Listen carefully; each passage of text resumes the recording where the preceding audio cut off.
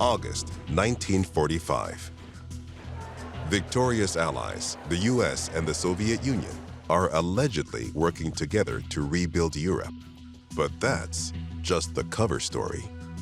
Students from the Vladimir Lenin Academy in Moscow present this great seal to Ambassador William Harriman at the embassy, a token of appreciation. Little school children coming in with flowers and press in a nice, wonderful way to promote the friendship between our two countries. And so they placed the Great Seal on the wall behind Harriman's desk in the U.S. Embassy. He doesn't know, but inside that beautiful carving is an ingenious listening device. It's a passive listening device because it doesn't have a power source. There was no battery. There was nothing there that would be picked up by conventional anti-surveillance, anti-bugging machines or inventions. Well, it means that it can stay there for an indefinite period of time. It gets its power from radio waves that are transmitted from outside. Those radio waves come in, they energize the circuit inside the listening device, allow it to record, and then also transmit what it hears back to a receiver that's also outside. The beauty of this device is it's basically invisible to detection techniques. The entire unit weighs just 1.1 ounces, about the same as a single slice of bread. Its devious design allows the device to stay hidden inside the ambassador's office until 1951. A member of the British military is listening in on Soviet air traffic, and suddenly he hears English language being spoken, and he reports that to the United States officials. They do a massive bug sweep in the embassy, can't find anything. It happens a second time. Another radio operator also picks up conversations coming from the U.S. Embassy, and they do another thorough bug sweep. They don't find it. They know that something's happening inside the embassy, but where is it? American officials are puzzled because they know there's bugs operating in the embassy, but they cannot find them. So they bring in some of their best people, and they realize that maybe the way to catch this bug is not just to sniff around for electric interference, but to simulate something that the Soviets would want to record. The new American ambassador, George F. Kennan, is eager to help. They have George Kennan sit down at his office desk and dictate a important-sounding memo to his secretary. The CIA guys are inside doing a sweep to find out where the bugs are hidden. At first, before he's talking, there's nothing there. As soon as he starts to talk and this device is pinged with a radio signal, they're able to determine that the bug is located in the Great Seal of the United States. They pull it off the wall, they peel it open, and lo and behold, inside is this tiny 1.1 ounce, very small passive listening device. Basically, the Soviets have had an ear in that room for 7 years without the U.S. knowing it. They were listening to every conversation that took place within the ambassador's office. I am sure that very important information was able to be gained during that time period. Once the Americans discover this listening device in the Great Seal, they do not announce it publicly. They sit on it. July 1955. Leaders from the US, Britain, and France, and the USSR gather in Geneva. We have these two new world leaders, Eisenhower in America, Khrushchev in the Soviet Union. At the meeting in Geneva, they want to see what they can do to work together so they can peacefully coexist. The United States in the mid-1950s is building a huge nuclear arsenal, building up its military to fend off a potential Soviet invasion. At the same time, the Eisenhower administration is also trying to not have to use it. And so one gesture that Eisenhower comes up with in 1955 is called the Open Skies Initiative. Eisenhower says to Khrushchev, let us overfly your territory taking photos. You can overfly our territory taking photos.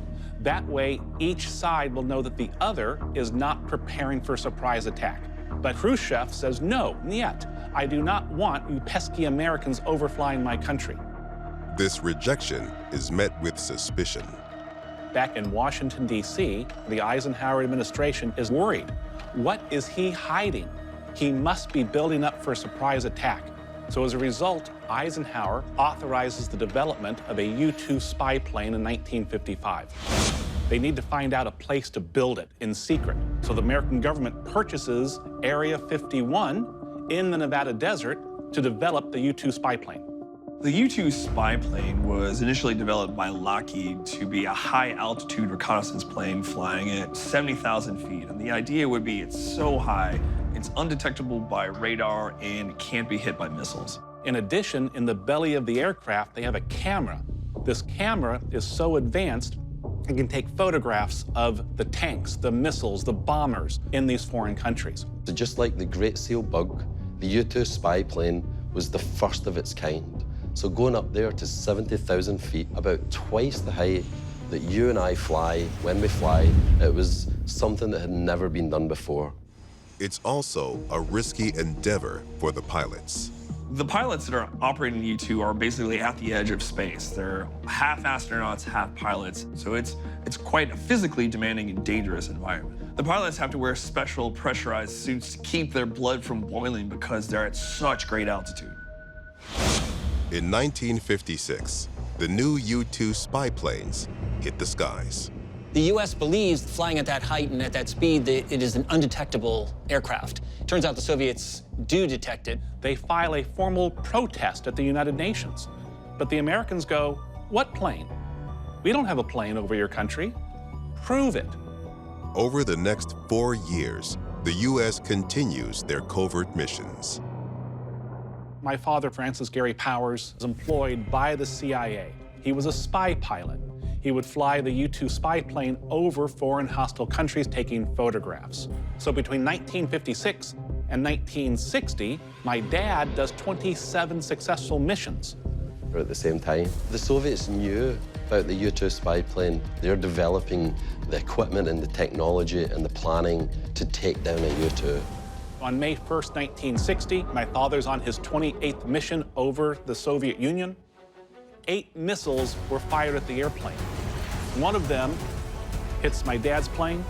Dad goes into a dive, the wings break off, goes into an inverted spin, tumbling out of the sky.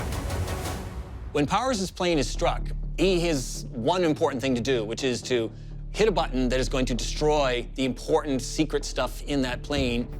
My father was about to hit the destruct button, but then he realized he couldn't get in the proper position to use the ejection seat.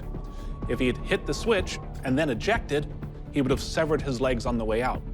So instead, he opens up the canopy, which floats off into space, falls free of the airplane, parachute opens automatically at 15,000 feet, he parachutes down to the ground.